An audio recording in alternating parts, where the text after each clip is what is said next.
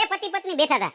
એમાં પત્ની એના પતિને કે આપણા બે માંથી આમાં મૂર્ખ કોણ, તમે કે હું? તો એનો પતિ શાંતિથી બોલ્યો, અરે ગાંડી, તું ડાઈ છો, તું ચતુર છો, તું ચબરાક છો, તું હોશિયાર છો, અને તું કાંઈ થોડી કોઈ મૂર્ખ વ્યક્તિ આરે લગ્ન કર્યા હોય તે.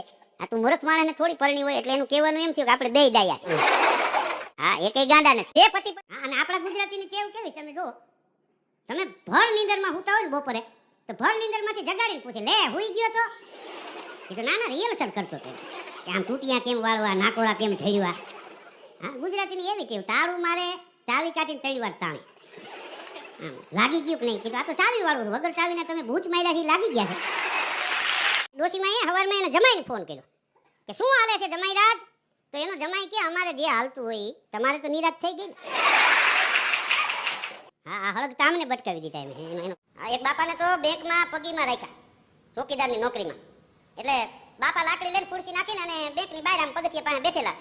હાંજ પડી ગઈ, બધા અધિકારીઓ વયા ગયા. પછી મોટા સાહેબ હતા ને, છેલ્લે બહાર નીકળ્યા ને બાપાને કે કેમ બાપા ફાવે છે ને? હા હો સાહેબ, બહુ મજા આવી.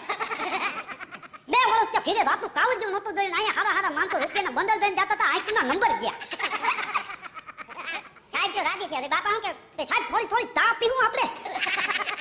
સાહેબ ને એમ થયું કે બાપા મોટી ઉંમરના છે, આપણા બાપ ઠેકાણે કહેવાય, એનો આગ્રહ છે, એને ના ક્યાં પાડવી. કે બાપા તો થોડી પીવો તો જાઓ, તમે કેતા આવો સામે. અને સાહેબની સોટલી ખીતો થઈ ગયો, લાકડી હાથ લીધી, હાલો ફેંકવા માંડો.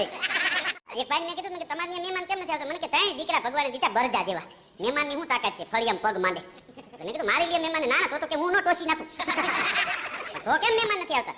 મને કે હમણાં એક મહેમાન આવ્યો તો રાજદૂત મોટરસાઇકલ લઈને, એ હજી આમ ઘોડી ચલાવીને મને રામ રામ કરે, મારા 3 દીકરા 3 સવારી લઈને બળ નાખી મારી ગઈ. ખાઈ ગયું ટપાળે મારા દીકરા સર્કસમાં. મને કે હું આ? હા, એ મોટરસાઇકલ મેં મહેમાનને કીધું રોકાઈ જાવ, 3 થી છોકરા શીખી જાય. મને કે મહેમાન ભાગ્યો, પણ મહેમાન ગયા પછી મેં છોકરાઓને વાટકા ફરી ઘીન ગોળ ખવડાવ્યો. હા, દીકરા ભગવાન બધાને આવા દે. મને કે ઓલા ખાઈ જાય એના કરતા ઘરના તો ખરા.